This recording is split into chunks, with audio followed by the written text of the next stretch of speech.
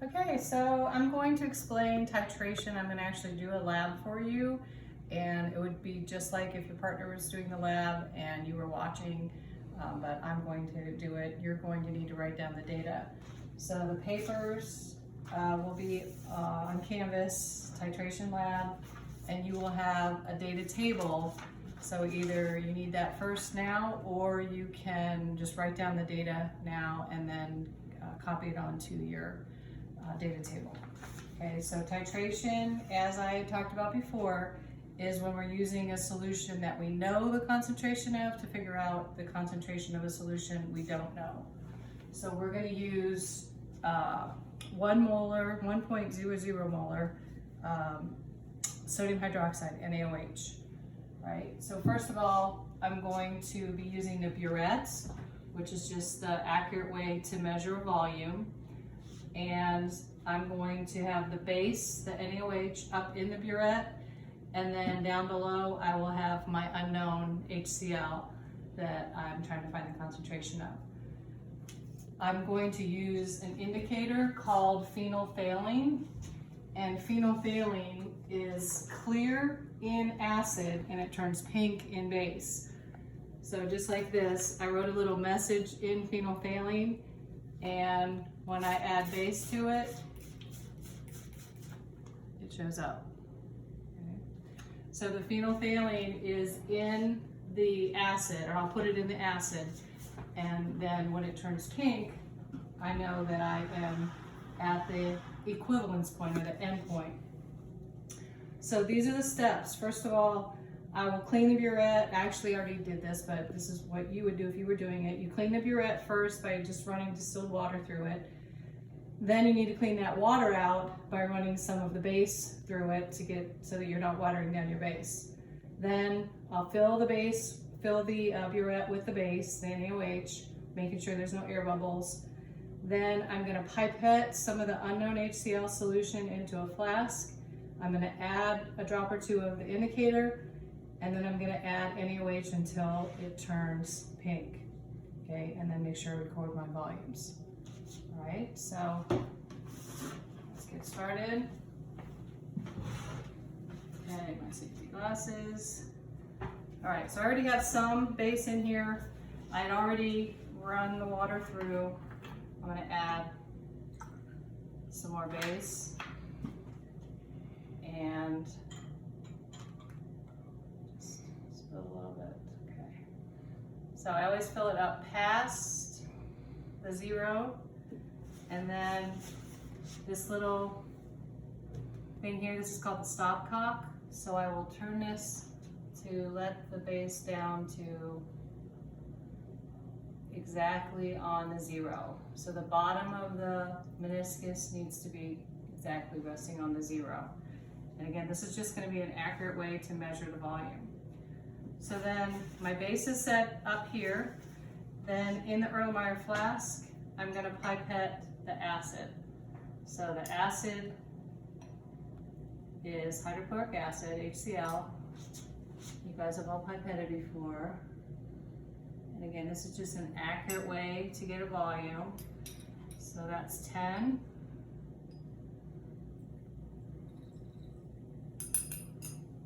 And do 10 more.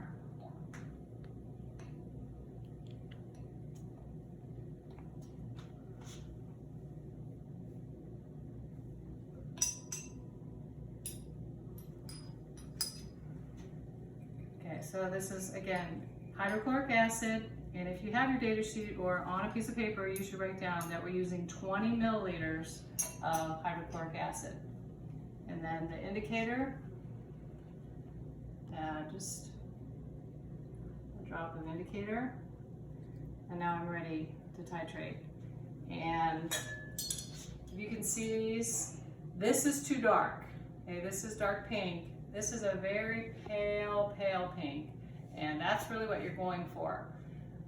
If you go to this, if it's just that, it's a little bit past.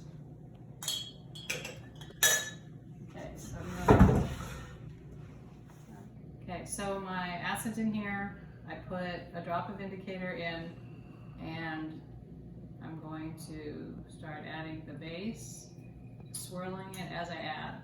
So my first trial, I usually go pretty fast because I have no idea how much it's going to take. And I just keep adding until it starts turning pink. And when it starts to turn pink, when I can start to see some pink in there, then I go a little slower. Right now the burette is wide open. So far I've added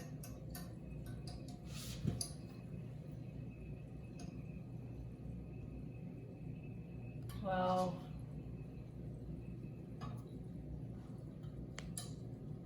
As it continues down.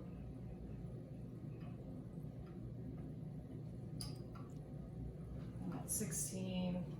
And I can start to see some pink here, just barely. Pink.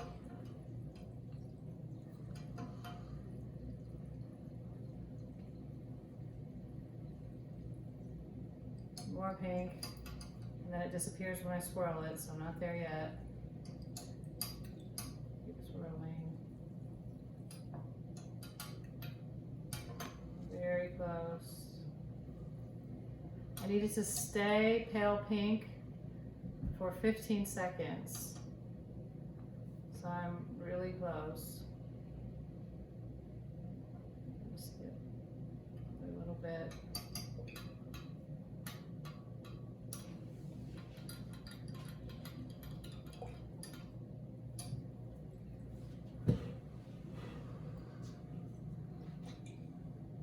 See that? That's about perfect. Okay, it's still a hint of pale pink. Okay, so trial number 1, and my amount of HCl added is 21.45. Okay, so 21.45. So on your paper, we started at 0, so V initial is 0 milliliters. I started it on 0. VF is final, 21.45 milliliters. And my volume of HCl was exactly 20 milliliters. Okay, and we'll zoom in on this after I do another trial. Okay, so same thing. I actually already have this ready. I already pipetted my HCl in there, 20 milliliters again, another drop of phenolphthalein, and filling this back up. So you don't have to fill it to 0 all the time. I choose to, then I don't have to remember what I started at, but you could just, I could have started it from where I was and continued. That's why on the data sheet it has a initial volume and a final volume. But all we really care about is how much NaOH we added. Okay, so again, I'm going to start this on 0, and same thing. So because it's the same amount of acid, it should hopefully take very close to, it'd be great if it were exactly the same amount, but very close to the amount of NaOH.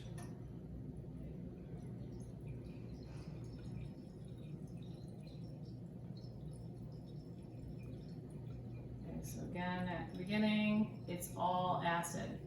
And if I were to take the pH of this, which I'll show you in a minute, so the pH paper has indicator on here, which will turn a different color based on pH.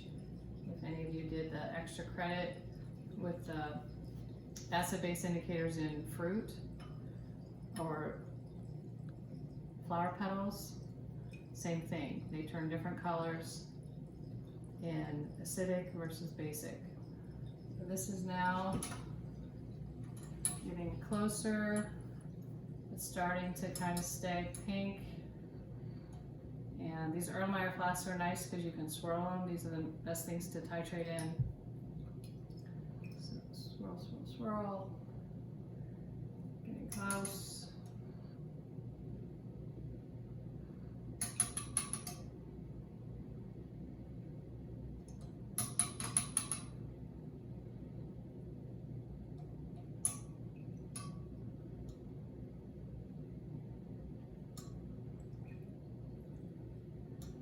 right there.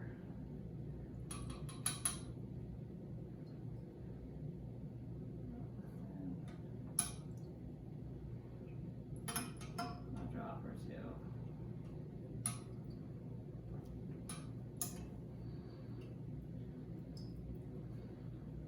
Okay, so this one is maybe just a very tiny drop pass, but still pretty good. It's getting pretty pale, so that's a good trial also. Okay, so now this one, let me see through these, is also right at 21.55, I would say. Okay, so 21.55 mils. This is 0 to begin with, and again I used 20 mils of HCl.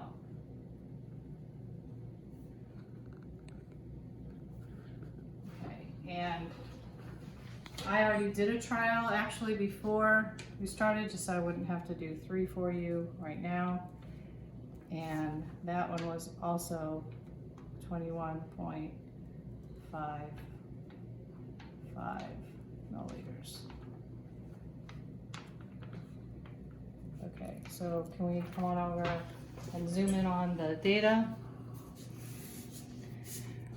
So the volume of HCl was 20 milliliters every time. I started at 0 and then went to 21.45. So the volume of HCl used on the bottom is 20. The volume of NaOH used is 21.45. And same thing here, this is 20. This one's 21.55. This one's 20. This one's 21.55. Those are milliliters.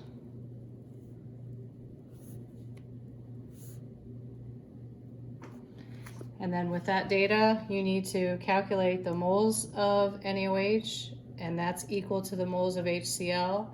And then that will be how you find the molarity of the NaOH. Just like the titration calculations we did before. So I'll do those for you separately.